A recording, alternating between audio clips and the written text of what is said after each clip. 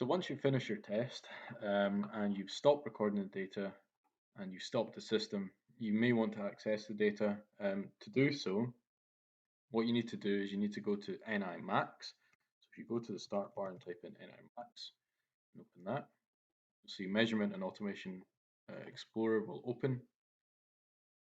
And inside NIMAX, we can access the file transfer folder, which is saved to the IP of the Compact Rio. So I'm not connected to the Compact Rio at the moment, but I can still broadly show you how to access that. So what you would do is once this is opened up, you should see if the Compact Rio is connected to the computer.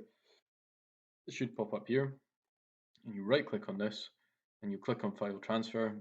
File Transfer will take you to a browser page, and within the browser page, you should see hyperlinks to all the files which are saved on the U drive, which is a pen drive connected to the Compact Rio. So you can download your data from there.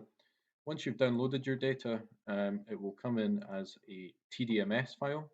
You can see a lot of TDMS files here for my tests. To open a TDMS file, Excel on this computer has been configured with the TDMS package. So if we open a small file, just so it doesn't take too long, we double click on the file.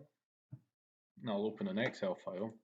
You can see it there begin to compile the TDMS into a usable format for us.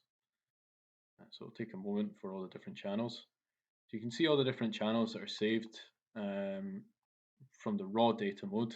You can see time, which is just a function of the loop rate, the vertical displacement load, single horizontal displacement load, dual horizontal displacement load, the pile displacement sensor. This has now been changed to pile disp 2. This is pile disp 1, which you'll see in the VI. And then quite usefully, we've added in the start modes of all the different control modes. So if you start vertical displacement control, you can see when that was started. So you don't need to sift through thousands and thousands of lines of data if you've been recording the data for the whole test. And that's the same with each of the different start modes. What I've also recently added in is the voltage of each of the raw sensors. So if you have an issue with your calibration factors, you can always go back and update the calibration based on the voltage of the sensors. So essentially you can use that as well. So in the raw data and mode start tab, you can see each of these different channels which we've recorded and all the raw data, which is, you can see at the moment, recorded at 20 millisecond intervals. You can go ahead and filter out the start mode, which is basically if it's on, it's a 1, if it's off, it's a 0.